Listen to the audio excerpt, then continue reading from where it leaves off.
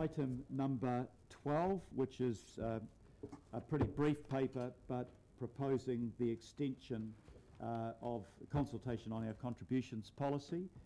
Welcome Andrew Duncan to the table, and let's put the resolution first. I'll move resolution for item number 12. Do I have a seconder for that, please? Happy to, Your Worship. I think you're beaten at the post by the Deputy Mayor on that.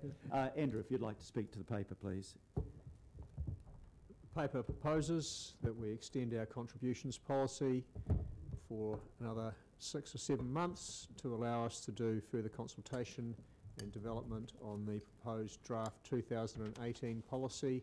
All the feedback we received supported the proposal to extend the policy. Right, that was as brief as the paper. Do we have any questions from councillors? I think if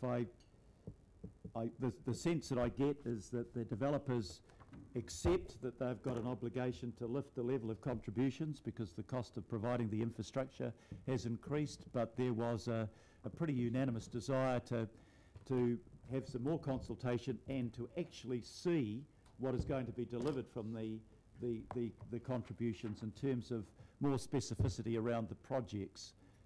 But with the provision of that, my sense is that the developers accept that this increase in contribution is justified and is necessary. Well, maybe I'll put that as by way of a question.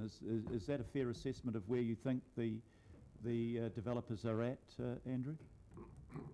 Or am I being too generous? Very broadly, perhaps they would like to see more detail to help them let you know their views, and this extra time will allow us to provide them with that, give you the opportunity to consider in detail their responses before you make a final decision later this year. Great. Any other questions? It's Councillor Cashmore. Thank you, Mr Mayor. Andrew, given the conundrum of house prices, affordability, capacity of the industry to supply, and the constant quibbling about development contributions, connection charges and so forth, adding potentially to the cost, has the development industry indicated formally or informally of any other options that they see in helping fund the infrastructure that's required? At the Have Your Say event we held in May, some of the developers liked the idea of targeted rates. They felt that it would give a better indication to those they're seeking to purchase land from of the realistic cost of that the land should transact at. Some of them said that. The impact that DCs have on land prices and thence house prices. Developers or house, you're selling your house, you'll sell it for the maximum you can get for it. So if we change our DC price or targeted rate, it's not really going to affect. If that means they're putting their price up, well, they could have put it up before anyway. But any changes will affect those who may have bought land at the margin more recently. All right. Thank you, Mr Mayor. They obviously haven't come up with anything completely new then, so it's... No, there's a limited range of options, yeah. But one of them will be, particularly where there is an SPV in place, to have a targeted rate, but that will be alongside a development contribution. Yep. Won't be instead of. You know, the infrastructure has to be paid for, and even grudgingly, I think there's an acceptance of that, and that has been the requirement on the developer to contribute towards that. Councillor Cooper? Just a question. It's around the ability, even though we have these contributions, to enter into developer agreements and negotiate around different infrastructure trade-offs as to money building infrastructure. For example, I just had a visit from a developer last week who said his consent was going to cost him around $3 million to fix one of our roads to be suitable, according to the consent, to actually build the houses. And so that was another expense on top, even though that it wasn't even his road, it was our road. And so there'd be no vesting, it's just basically shoring up of a road that we already have. In those cases, is there ability to look at a modification of the contribution if they're already contributing to a public good? Or is that just off the table with the new changes? It depends very much on the specific I'm not circumstances. talking about one in particular, but that's an example, sorry. So if a developer offers, say, to provide some land for a park, and the council had planned to provide a park in a particular area, then we may buy the park off them. They'd still pay us contributions, but you've got money going in there's either direction.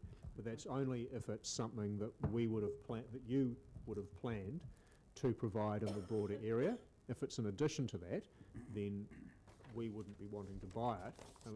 Otherwise, we'd have to increase our budget to pay for it. Right, okay. And similarly with the road things, if some road works were constructed by the developer that we would have otherwise hired Fulton Hogan to do, then we might buy that off them, and they'd still pay us the DCs, but you've got it flowing again. Yeah. If it's something they've got to do in addition to works that we've planned to do to support development, and that's something that they would have to pay for, because if they didn't, ratepayers would be paying for it. Fine, thank you. Thank you. Councillor Darby. Thank you, Mayor. I just wanted confirmation here. Something I've discussed with Andrew offline is taking the opportunity this time to further have a look at the development contributions from applications for commercial car parking buildings and getting an understanding of the impact that car parking buildings, structures, or even consents for at-grade car parking have on the wider network. And Andrew, I understand that that is something that you now have a little bit of time to inquire into further?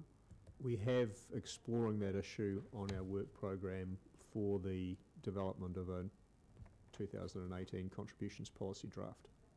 Okay, that's We underway. may not be able to come up with a solution, but we've got it on our work program, and we're going to work with our colleagues to explore the avenues open to us in that space, definitely.